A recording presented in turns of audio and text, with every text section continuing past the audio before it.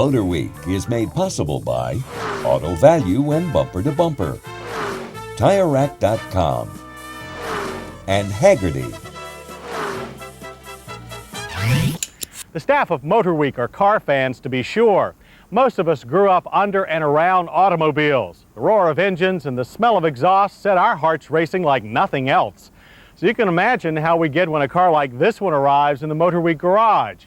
This is the Ferrari 512 TR. It's the successor to Maranello's ultimate grand touring car, the legendary Testarossa. Possibly the most recognizable exotic car ever built. It's also one of the fastest. We drove that car in 1988 and came away singing its praises. Since then, we've driven plenty of other exotic cars. They've all been fast and unique. But as the new 512 TR proves, only Ferrari can build a Ferrari. The 512 TR retains the same hardly basic Pininfarina styling as its predecessor. The look is still aggressive with that wide rear end and huge side fins, but it's smoother, less overstated now. The nose has been reshaped to resemble that of the 348.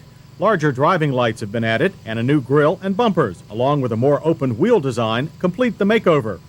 The profile is shorter with a more cab-forward look than the last Testarossa. But despite the slimmer styling, luggage space has increased.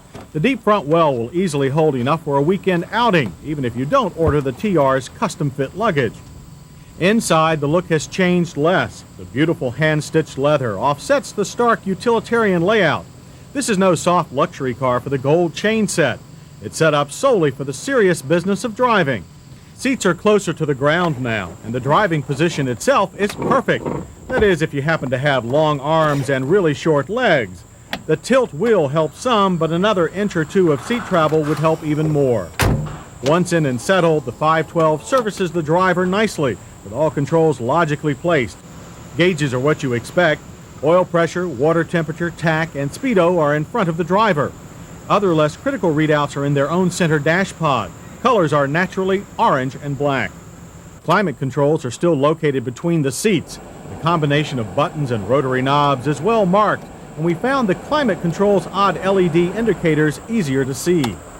While Ferraris do not come standard with stereos, ours had one, hidden from prying eyes behind a panel, but quite a stretch for the driver. Underneath the car, changes are more significant. The suspension is reworked using lighter components. The chassis is also stiffer. Everything rides on 18-inch Pirelli P0 tires, and the drivetrain is mounted about an inch lower than before, resulting in a lower center of gravity.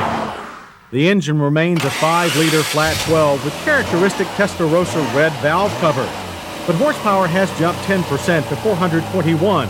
Torque is increased only slightly to 360 pound-feet, but the power band has been widened considerably for improved drivability. Putter around the block at 30 miles per hour or blast up to 130. The 512 TR never complains. Shifter action was supposedly improved for the 512, but the unit in our test car demanded a firm, precise hand, much like every other Ferrari we've ever driven.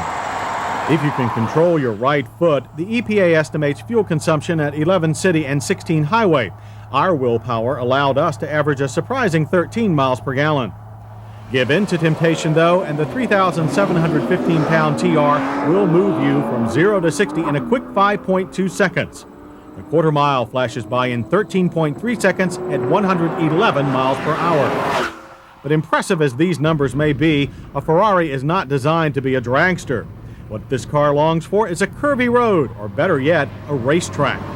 So, never ones to pass up such an opportunity, we headed for one of our favorite stomping grounds, Pocono International Raceway.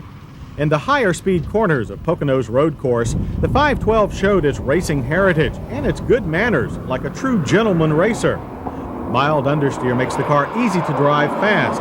Cornering is flat and true. Just point the car, nail it, and go.